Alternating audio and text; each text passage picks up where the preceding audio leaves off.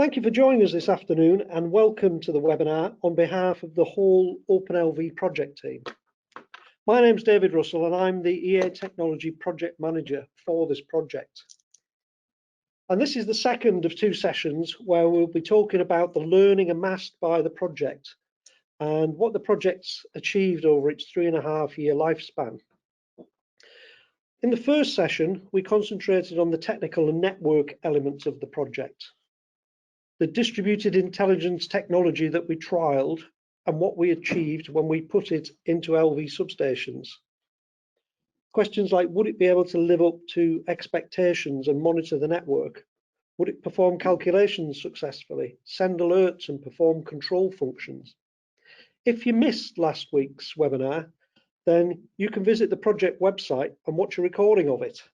If you just go to www.openlv.net, you'll also find lots more information about the project on the website, lots of in-depth reports that we just don't have time to cover in these sessions. In this second webinar, we'll cover the successful community and commercial elements of the project.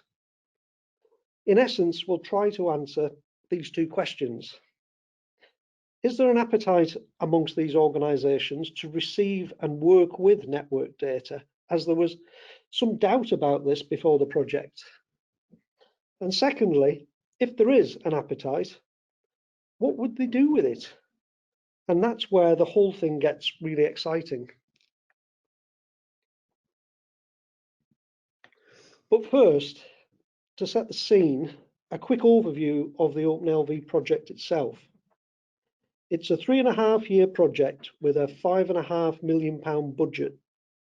It's been funded through Ofgem's Network Innovation Competition, which is held annually and where back in 2016, Western Power Distribution bid to demonstrate these new technologies that could benefit customers.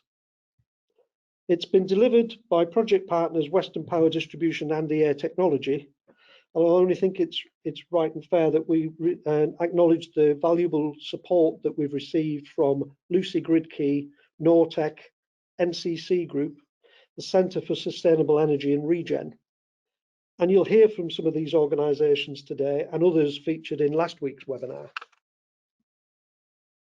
EA Technology were responsible for the day-to-day management and oversight of the OpenLV project, which deployed equipment in 80 Western Power Distribution ground-mounted substations.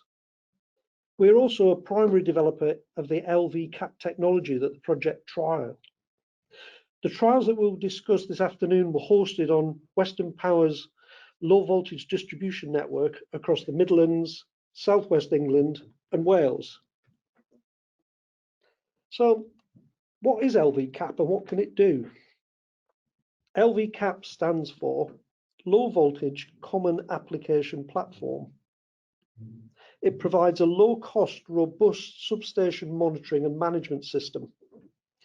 It's a distributed intelligence technology that allows calculations and decisions to be made actually within the substation rather than requiring central intervention. And more importantly, it doesn't need reliable data communications. Manufacturers, developers and academics can develop apps using raw substation data, and LVCAP securely hosts these apps. I suppose you can think of it as being like an iOS or an Android operating system for a substation. And whilst allowing seamless transfer of data between the apps and out to external parties. LVCAP itself was initially developed as part of an Innovate UK project in a collaboration between EA Technology, Nortec and the University of Manchester. And the platform has been further refined by the team at EA Technology into the pre-production technology that was deployed in this trial. So what can it actually do? Well, firstly, it can monitor the transformers and the cables found in distribution substations. It can measure a full range of parameters, including voltage and current, and local environmental conditions such as ambient temperature, temperature of the transformer. These measurements were taken at 10-second intervals for every monitored asset in each of the substations in the trial. The platform can then record these measurements for use in a number of different ways. For example, they can be transmitted to a central aggregating server in full, say every month as we demonstrated in the trial. Or the measured data can be used to perform calculations locally, with only the key information being uploaded, either periodically or when a specific alert threshold is met. The data can be used by multiple apps hosted on the LVCAP platform, and the results of calculations from one app can actually be shared with the others.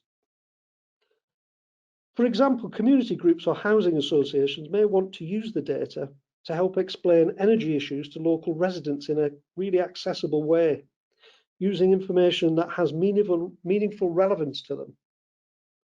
Commercial organisations can develop apps to control loads such as electric vehicles, electric appliances, or low carbon technologies such as distributed generation or battery storage.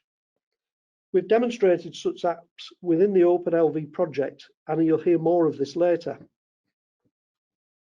I'll now pass over to Sam Rossi-Ashton of Western Power Distribution, who will tell you a little more about why, back in 2016, WPD backed this project and what they wanted to learn from it. Hi everyone, Sam from WPD here. To reiterate what David just said, thank you for joining us for this second OpenLV webinar.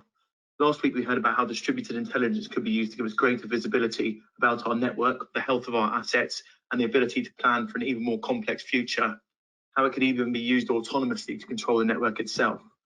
We also provided an overview of the work we've done to ensure the cyber security of our network. If you would like more information about this aspect of the project, you can listen to the recording of the webinar or read the brochures and technical reports on the project website.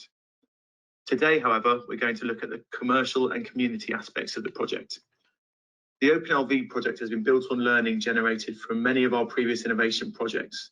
Projects such as Smart Hooky, Community Energy Action, and Solar Bristol show that there was an appetite among community organisations to receive and use substation data. This project allowed us to explore their enthusiasm further and to investigate from how people from outside the electricity industry would use the data about the electricity network in their locality. This is known as low voltage or LV network, hence the project's name, OpenLV. The focus of this project was to make data available locally.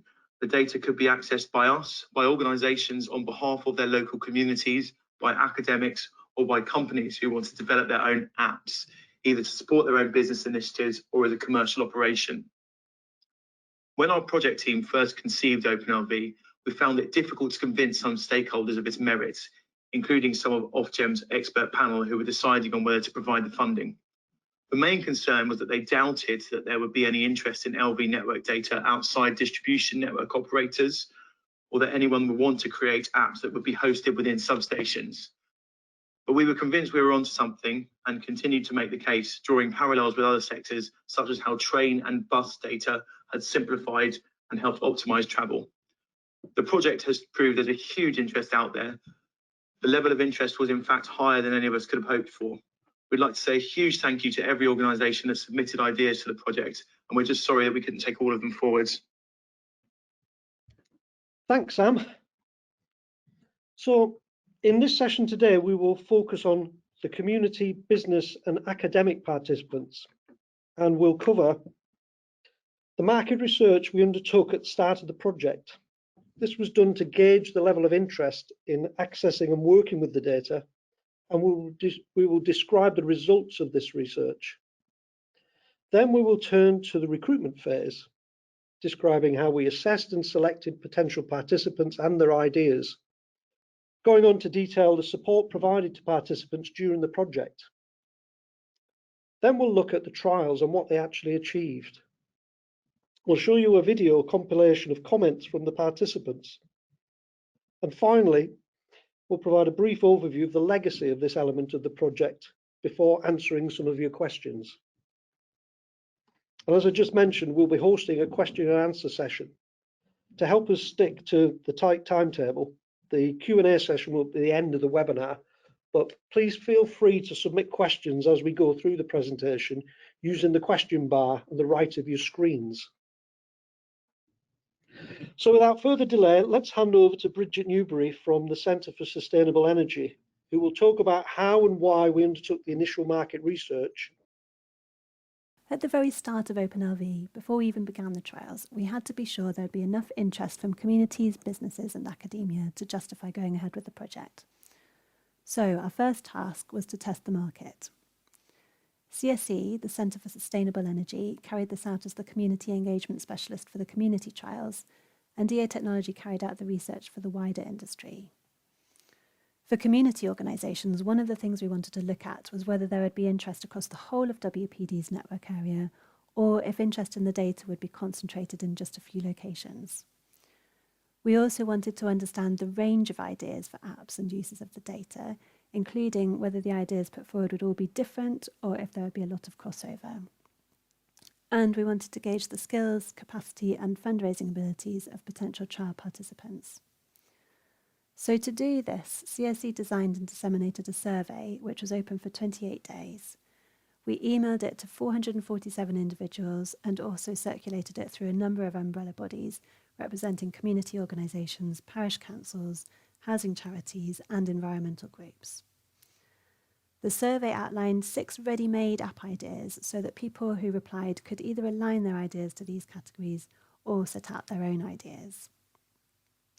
The survey asked respondents to rate their skills in relation to a number of topics: app development, electrical engineering, data manipulation, business model development, and fundraising. And this was useful later on in the project as it gave us an idea of the level of capability in community organisations and the likelihood of their being able to progress ideas without the need for additional external resources. In total, 51 community organisations came back to us and 45 distinct app ideas were put forward. These ranged from public energy consumption displays to developing an evidence base for local energy planning. 2/3 of the respondents were community energy groups, despite them making up less than 1/3 of those contacted directly.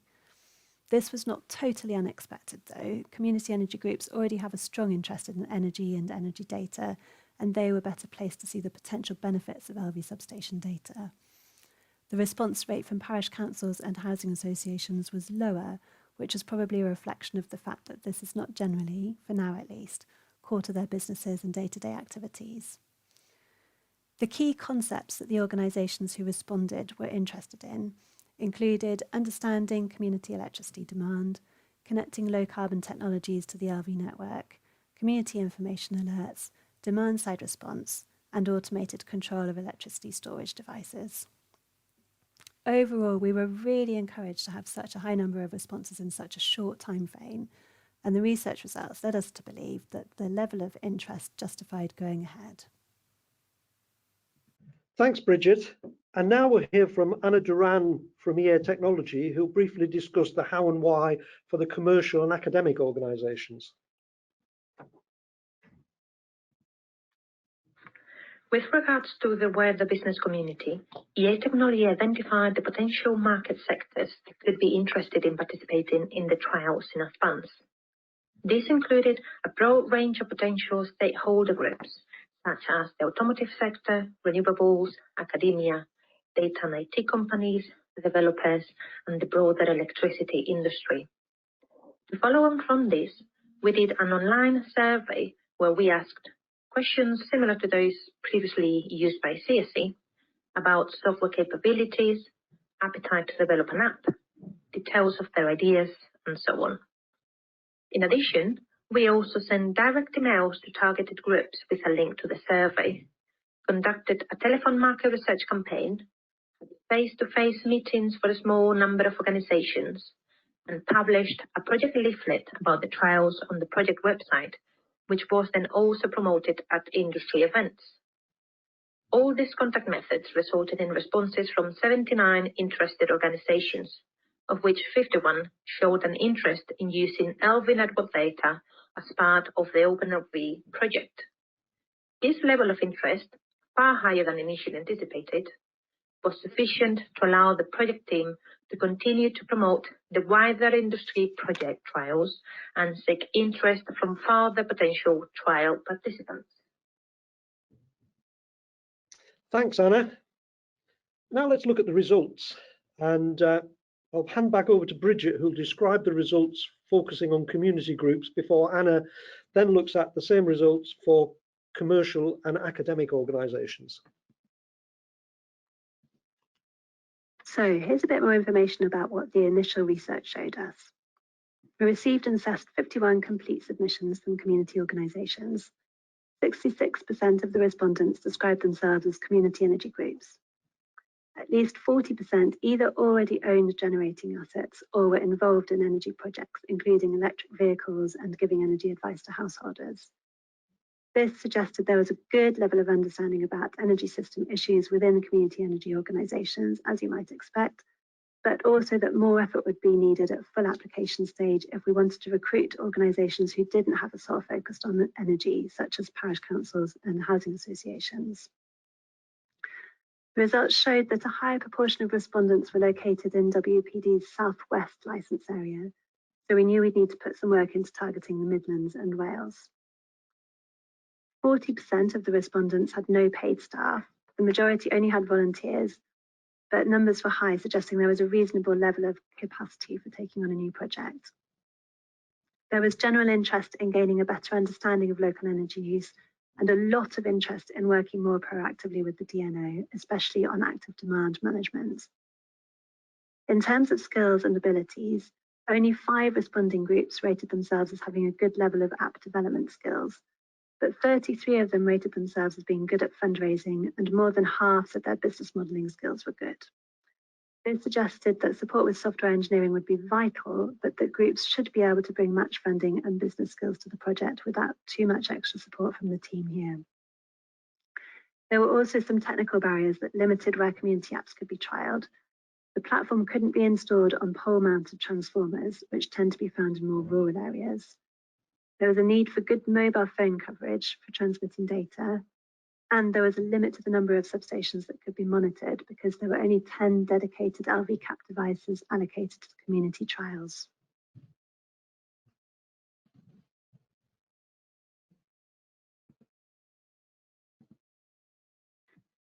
With regard to the wider industry, of the 79 organisations that showed interest in taking part in the project, 24% were classed as academic and 76% as businesses.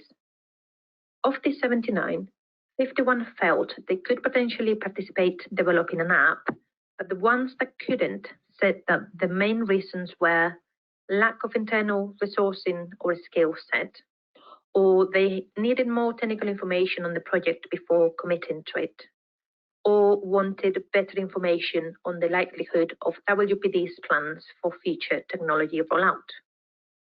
So the fact that some companies would not be able to progress to the trial stage was expected somehow, considering that any participating organizations would need to self-fund their contributions towards the trial. However, despite this hurdle, we were overwhelmed with a total of 59 proposed ideas.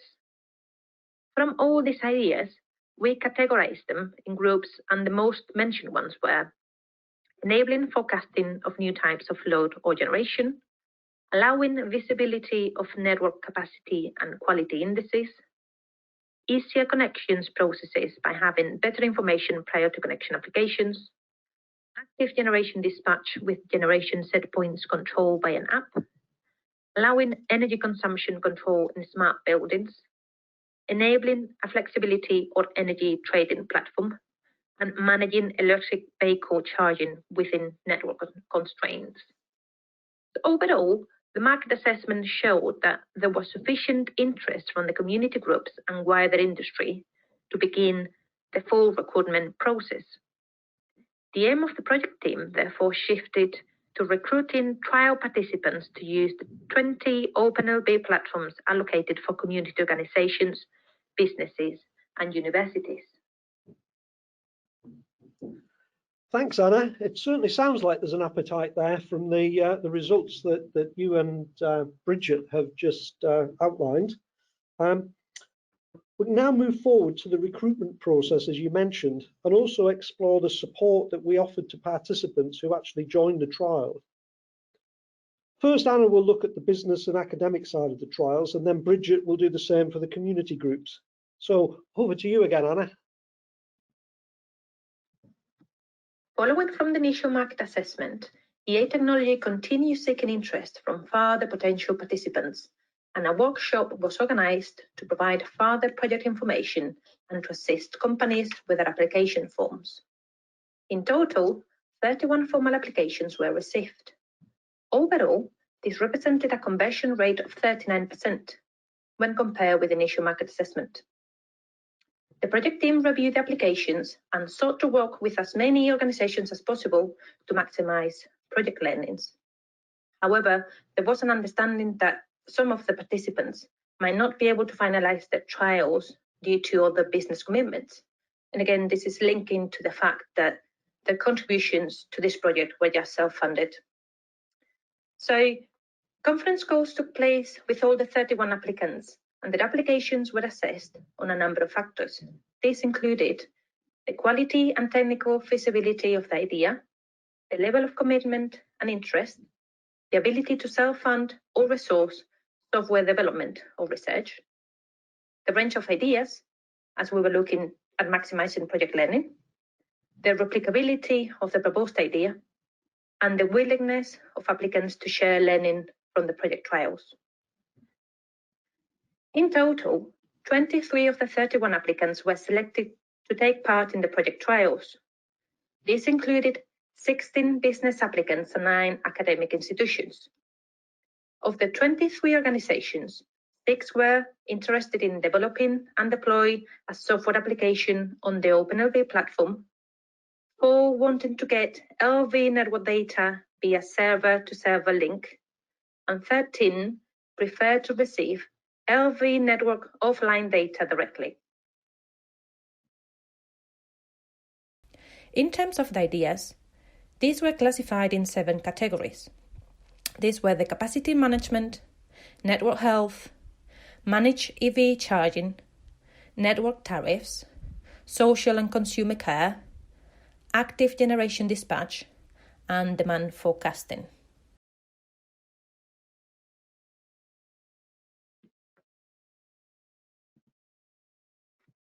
To start, we developed a memorandum of understanding and utilized Western Power Distribution Data Share Agreement, which was also circulated. Both these documents had to be read by all applicants before taking part in any further project activity. The MOU outlined the responsibilities of both EA Technology and the trial applicants throughout the project, whereas the data share agreement covered how the data shared by the project team was going to be used. In addition to these legal documents, we developed a suite of information and toolkits to help app developers to design their applications following certain common rules. This was to ensure compliance and to allow multiple smart applications to be deployed on a single set of hardware and sensors in the substation. This suite of information included a guidance for applicants providing generic information about the OpenLV project, and this was like a project management guide. We also published a form detailing all the information we're required to test each application before we deploy them at the substation.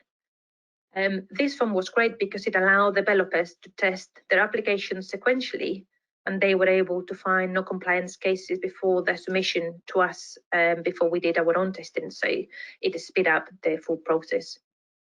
The next resource that we offered was a data schedule of all the data points that were measured in a substation and transmitted onto the OpenLV data platform. We also provided the resource that described the API. So this is how the public application programming interface worked. We supplied 2 further guides and supportive codes for developing software applications, one using a virtual machine and another using Node-RED. Finally, Lucy Electric made available a document which described the various components that make up the OpenLV data center used by third parties. In addition to these resources, we provided constant technical support through phone calls. We helped participants setting up their virtual machines and running the apps on it. There was also constant support and feedback throughout the testing.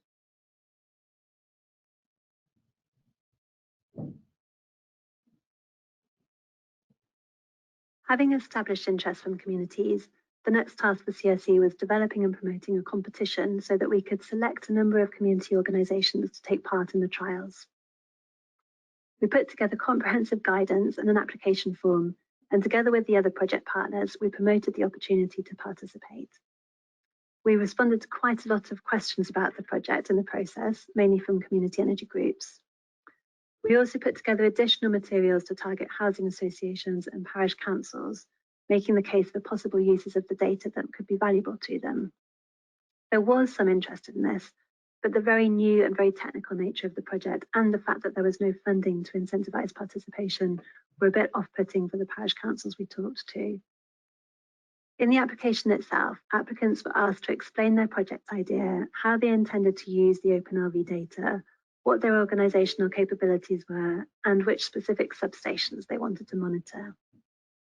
The selection process involved assessing the applications against project criteria which were intended to ensure a good geographical spread of projects, a range of uses to test the data, suitability of the substations, and feasibility of the individual proposals. Because there were only 10 platforms to allocate and most applicants wanted to monitor multiple substations, there were some tricky decisions about how best to deploy the units. There were also challenges because the geographical boundaries of neighbourhoods don't overlay well with what you might call the watershed map for the homes and buildings fed by particular substations. As you can imagine, it was not a simple selection process. While there were some excellent proposals, ultimately 7 organisations were chosen to take part in the trials.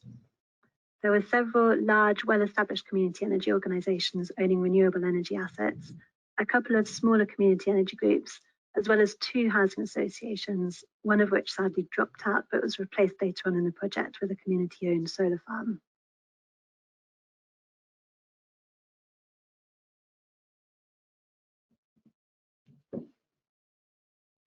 Now, we could have a whole webinar just on what they achieved, but here's a very quick fire run through of some of the aims of each of the participating groups.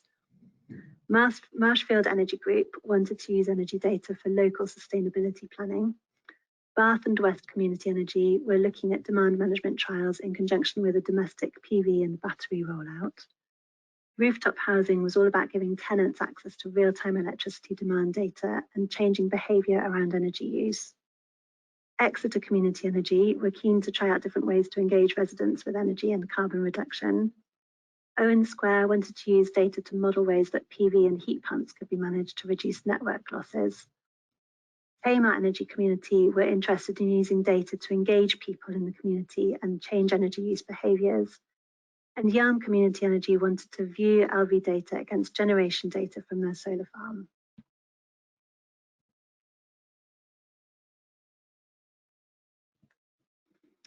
So each participating organisation signed an MOU and a data share agreement.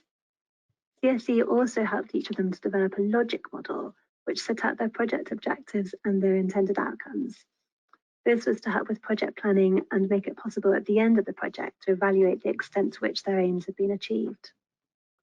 Going back to the overall project aims, in the original project outline, the community organisations in the trials were going to develop their own software applications, but for various reasons, it was understood that this would have been very difficult within the project timeframes. So we proposed developing a single in-house web app for all the community trial participants, which would meet the needs of each individual project. The web app that was developed combined an application that was deployed to the OpenLV platform to collate 30-minute substation data with a web-based portal accessing the 30-minute data from a cloud server.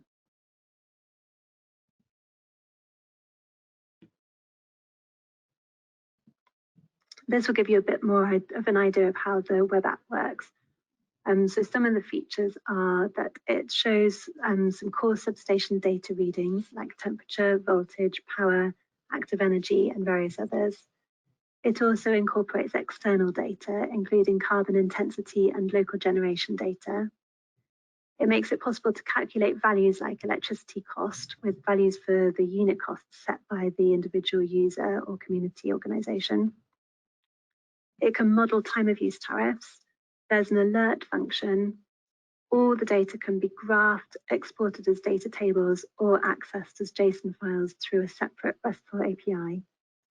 And in response to a request from one of the housing associations, we also made a smiley feature to help communicate simple messages about electricity use. The graphs, data tables, and smileys that are set up by the participating community organisations are in the public domain. Anyone can see the data online once it's been set up, but configuration is password restricted. So that means that the organisations in the trial control things like data points and display options, as well as the more complex functions like alert messages and tariff modelling.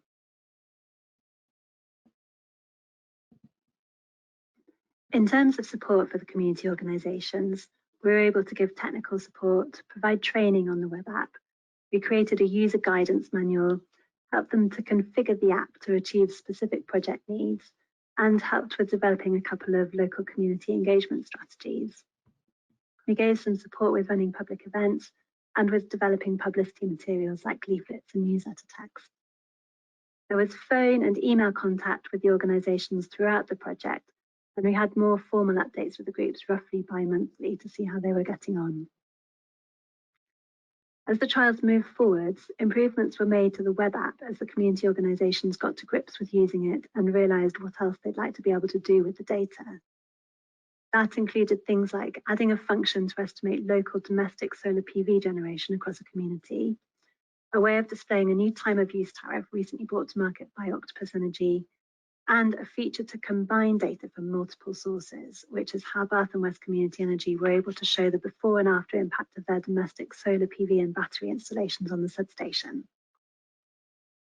Something that came up in the end of project feedback was that it would have been useful to have worked up some narratives to make the data and the messages more accessible to less energy literate or mathematically minded members of the community. So this is the idea that humans need stories, not stats, to feel engaged. And that's especially true around energy data, which can be a bit dry and intangible at the best of times. Another key learning was around the length of time needed for community projects to achieve results, which is common to almost all community development work. The extensive resource which is needed for complex web or phone apps. Now, this is one we take slightly for granted now that most of us carry a smartphone around in our pocket. But there was a really big learning point. And crucially, the value of using LV data in different ways to support low carbon transitions. That leads us onto the next section, which is all about what the trial showed can be achieved with this data. Thanks, Bridget. I think you and Anna have just given a real insight into what organisations actually did with the data, and it's good to hear. Just before we move on to the next part, a reminder about questions. If you have any questions about what you've heard or what you're going to hear, please send them through. We'll collate them and try to answer as many as we can at the end. We'll now hear from Kai Hoare of Regen. Regen were tasked with evaluating the community projects and developing a community value report. Over to you, Kai.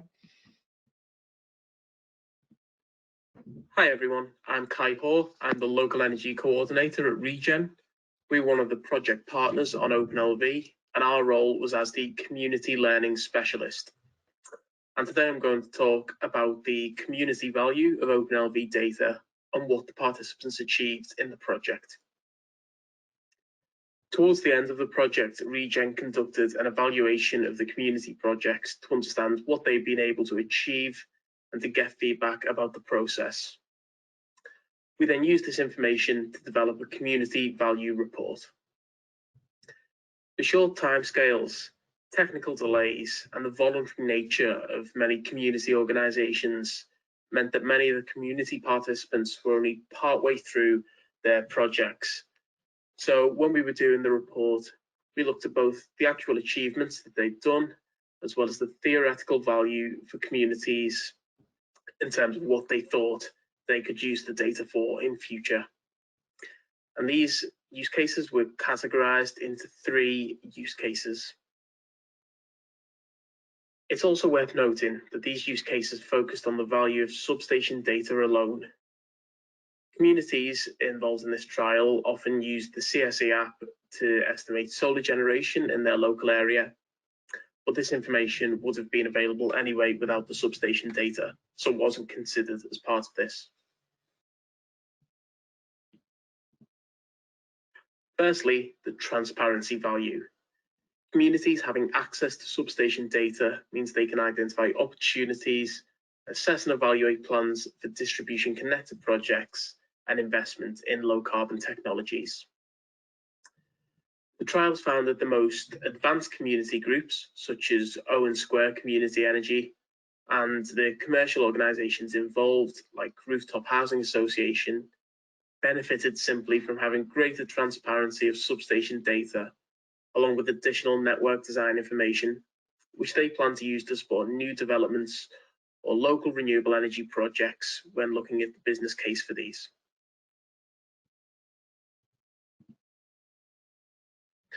Secondly, the engagement value. Substation data helps build community knowledge on energy use and energy infrastructure. The data was used in several of the trials to support local engagement by providing an important context and community level information on energy. Community participants Tamar Energy Community, Yelm Community Energy, and Rooftop Housing use the data to engage local residents in how electricity is used and when, and different patterns of energy use. Having this as actual community data rather than average national or regional data made the message more relevant to local communities and more powerful, and could support their messaging when talking to people about local energy tariffs, time of use tariffs, smart chargers, or other ways that the energy system is changing and how they can participate in this.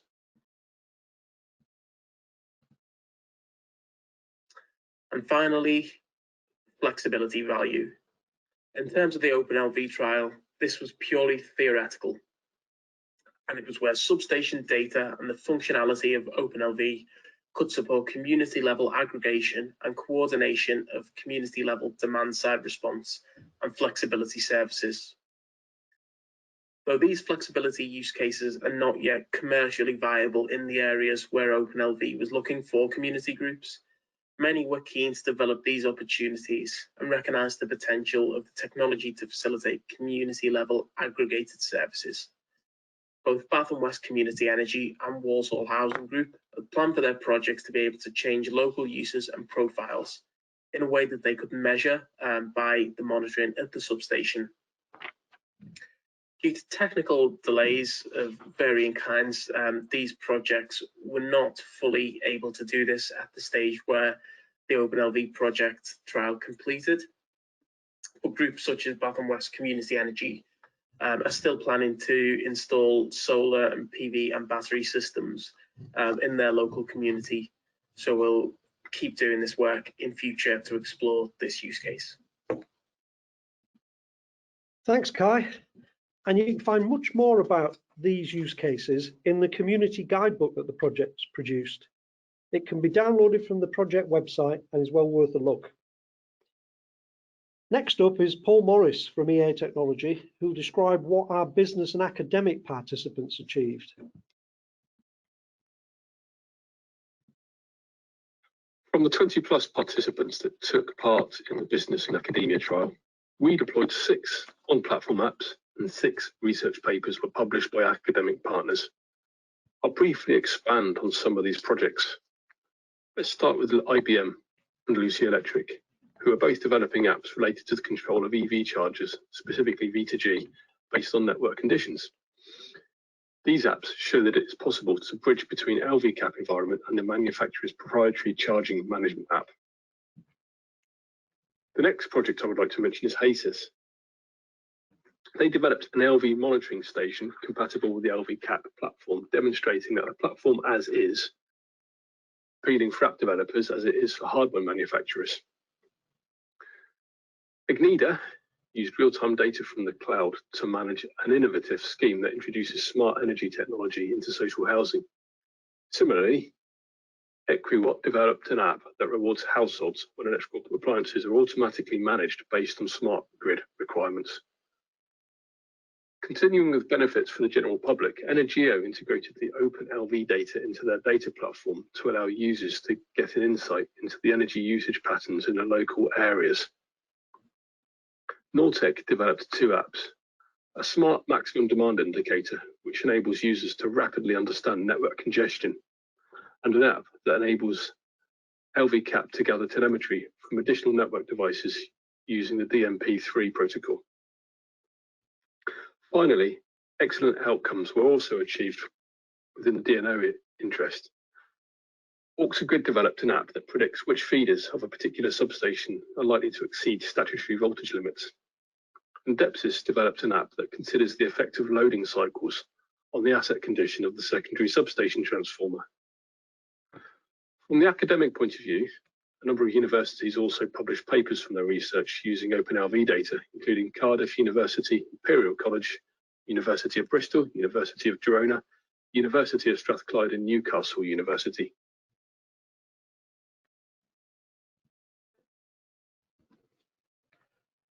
Thanks, Paul. So you've heard us describe what participants achieved.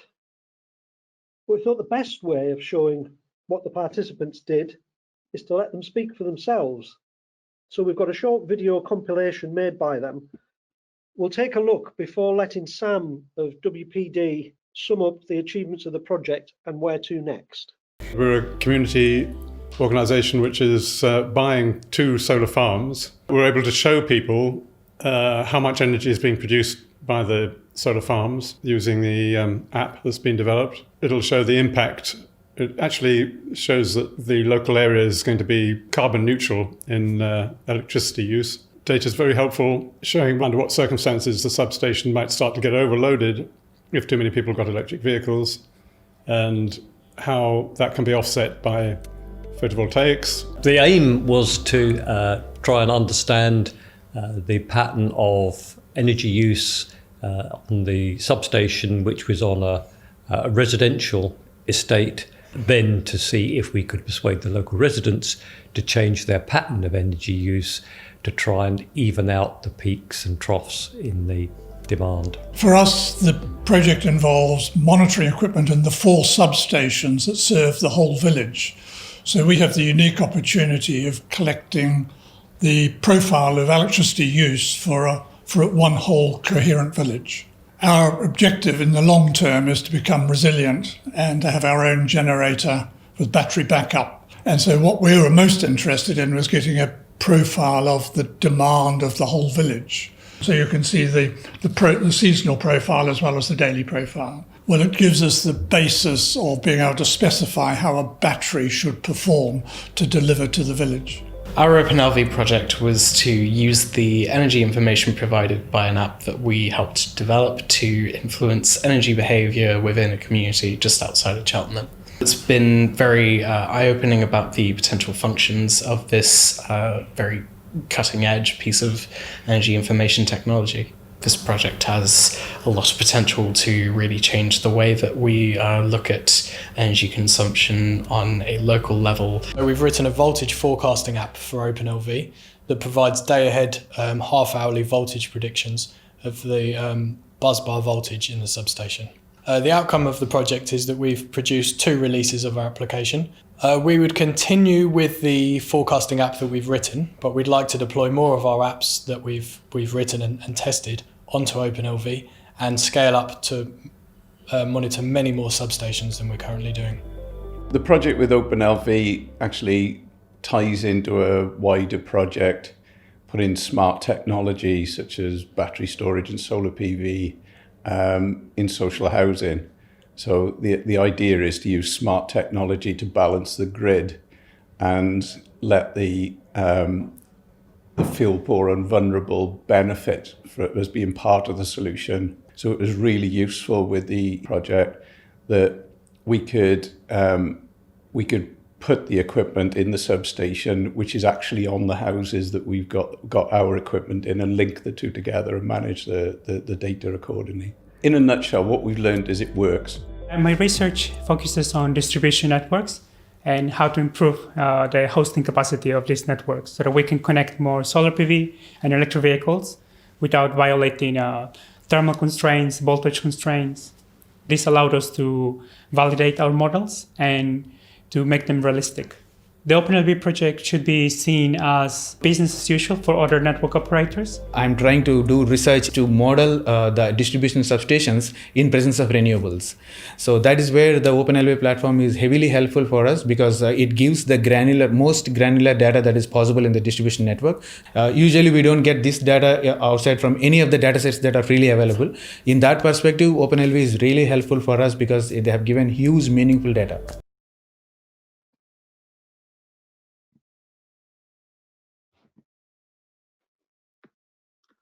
OpenLV has been a fantastic opportunity for WPG and its customers. It's provided us with a glimpse of the future where greater data availability will allow us to manage the network more proactively and enable our customers to participate in this revolution. We've been excited to see the enthusiasm amongst community groups to access and use network data. Previous projects have indicated there was an interest in this among organisations, but it was inspiring to see the passion of the participants and a range of ideas that they put forward to utilise local network data. This project has shown us new ways to engage with communities and emphasise the importance of considering locality and community. The solutions that this project developed provided communities with a tool that allowed them to engage with local residents. It has helped them communicate previously abstract concepts like energy consumption and decarbonisation in ways that become meaningful when applied at a local level. This will become more important as we strive towards a net zero future. We will be continuing the work with community organisations who will take part in the project, carrying on to provide them with access to the data and enable their ambitions. We're also exploring ways that we can make our network data more widely available to other interested community organisations. Thanks, Sam. Just a quick question that we had about the videos. If they did come across a bit jerky or the sound was not so good, we will be posting the recording up on the website so you can watch it at your leisure later on. And just before we move on to questions, I just want to plug for the resources available on the project website. I think I mentioned earlier, we've got a community guidebook that's there to help other communities learn from the experiences of our 7 community participants. It also contains some really good step-by-step guides on how to make use of the data. We just produced a brand new 30-page brochure that you can download. It really gives a good overview of all the different facets of this project, and there's plenty of case studies to show what's been done.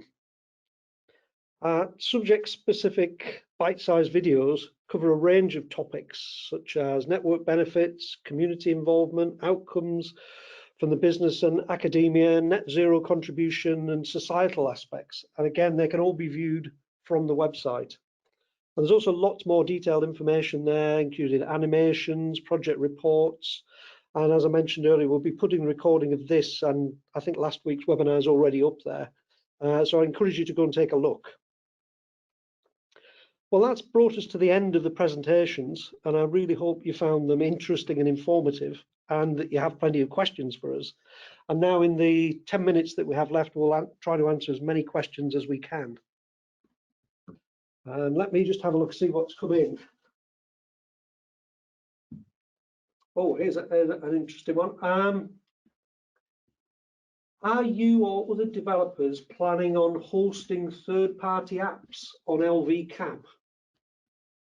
If so, how will it work? Now, I'm going to go to our panel. Our panel, by the way, is Sam Rossi-Ashton from WPD, David Roberts from EA Technology, Paul Morris from EA Technology, Kai Hall from Regen, and Bridget Newbury from CSE. I think that might be a question. I'm thinking of you, Dave, as maybe that one. Okay, thanks, Dave. So yeah, it's a great question, and clearly what we've shown through the course of the OpenLV project is that we've proven that technically you can deploy lots of different apps on the same platform, and we also heard from the discussion today about the hunger that we see from lots of different types of participants, whether that's organisations, whether it's academics, or whether it's the communities themselves, about how they might actually use data, which is really encouraging and really great. So we as a company, we're now looking at the commercial models that would really support it, and following the fairly well-trodden path of the likes of Google and Apple with their sort of app store and app models. So we are exploring those now. I think we've shown very clearly that you can have multiple apps from multiple different vendors operating on the same platform. And we're now looking as part of our production efforts and our production VisNet product about how we can start to deploy alternative applications to the same platform. So yes, we very much see a future where having an open platform is really important for the future. Great, thank you very much for that, Dave. I've got another question. I'm conscious of time. Will any of the substation data be shared online for academics to access and integrate into their own research? Maybe one for you, that Sam. Future use of the data. Yeah, hello everyone. Yes, there's as hopefully some of you will be aware, this has become a more pertinent topic of recent, wherein people are looking to adopt the paradigm of presumed open data. So WPD has an industry-leading project regarding that, and so what we've done is we've developed a data sharing assessment to review our existing held data and see the extent we can share it with third parties without any kind of legitimate security or commercial concerns. And so some of the work we've done within that project has been on the OpenLV data set, as it's one of our largest innovation data sets made to date. So we are looking to share that extremely soon. There's still some work within the project to refine the data so it's understandable and suitable. But yes, we will be sharing it on public website facing website very soon. That's great. Good to hear that, Sam. Thanks very much. One I think might be for Bridget. Is the CSSSE Web App publicly available to view? Yes, it is. And actually, it is a way that people could get hold of data if they have an academic study or something they want to work on. The web address is OpenLV, all one word, -CSE.UK. And you can see on there the community organisations that were involved in the trials, the graph sets that were set up, and you can choose existing graph sets and view the data for a given time period that you set. Okay, just for anyone who didn't quite catch the email, the web address, what we will be doing is collating all the questions and all the answers, and we'll put them up on the website so you can go and look at them, because we may not get through all the questions that are coming through. Very conscious of time.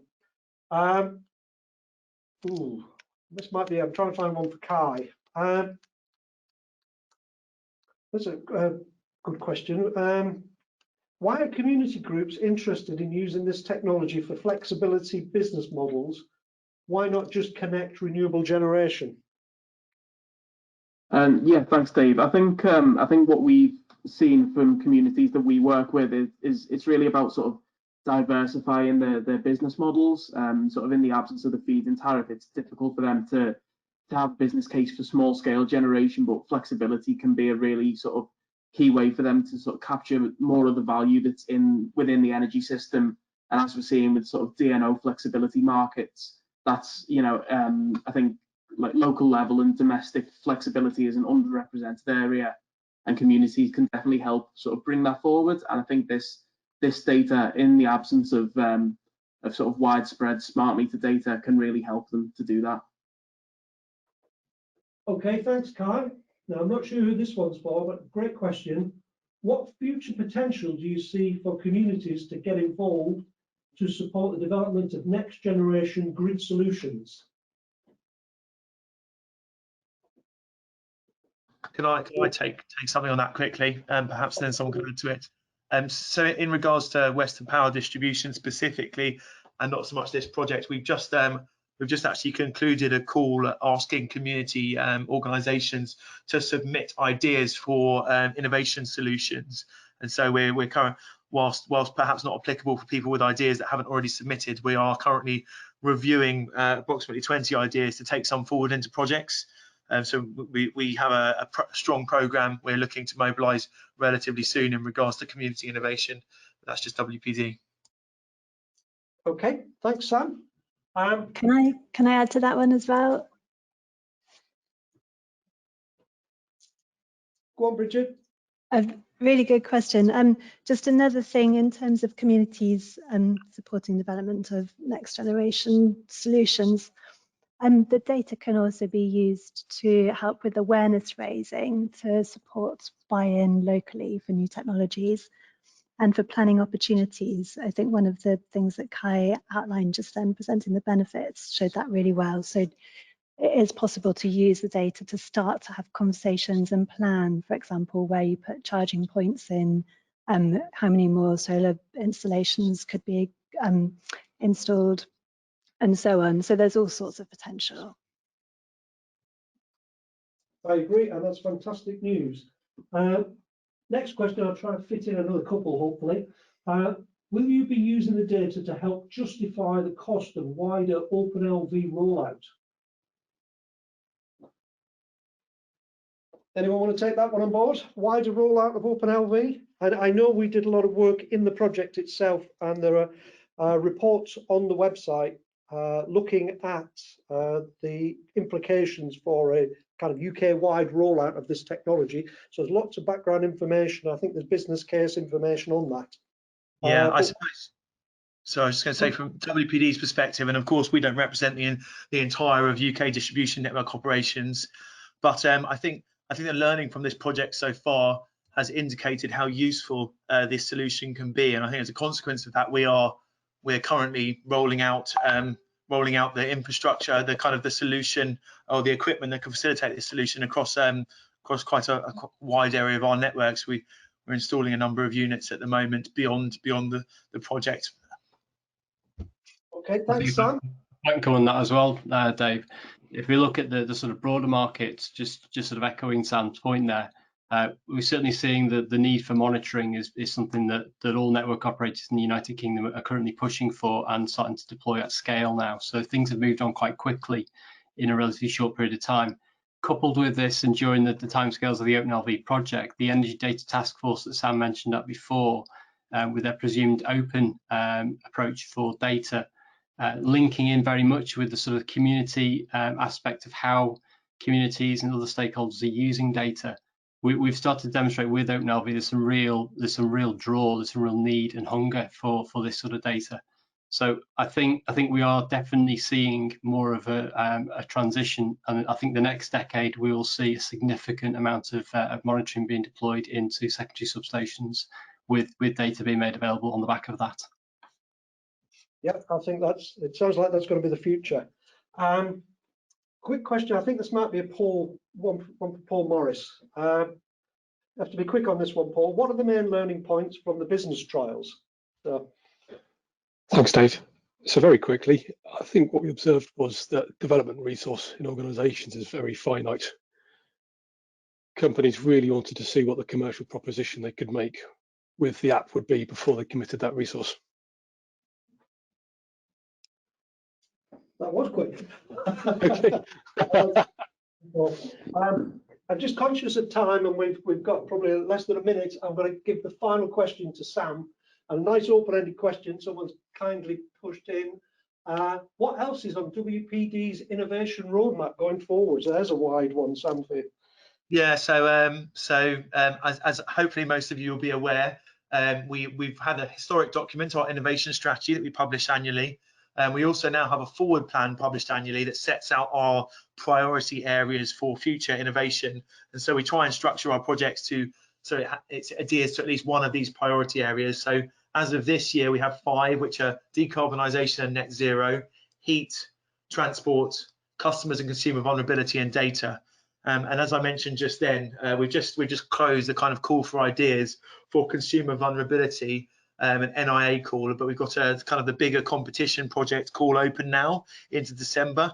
And so you'll be able to find details regarding that on our innovation website, but we're looking for ideas for kind of larger projects to collaborate with third parties to deliver those now to be submitted to the Ofgem competition. So that's really where we're at with WPD Innovation at the moment. That's great, and thanks very much, Sam, and thanks to all the panel for fielding those questions. And I'm conscious we've got lots of questions that we've just not been able to get through. But as I say, we'll collate them, we'll collate the answers, put them up on the website, and you can go and have a look at that.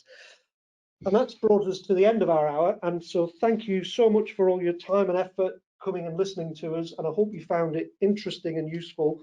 And if you need any more information, go to the website and it's all there. So thank you very much and goodbye.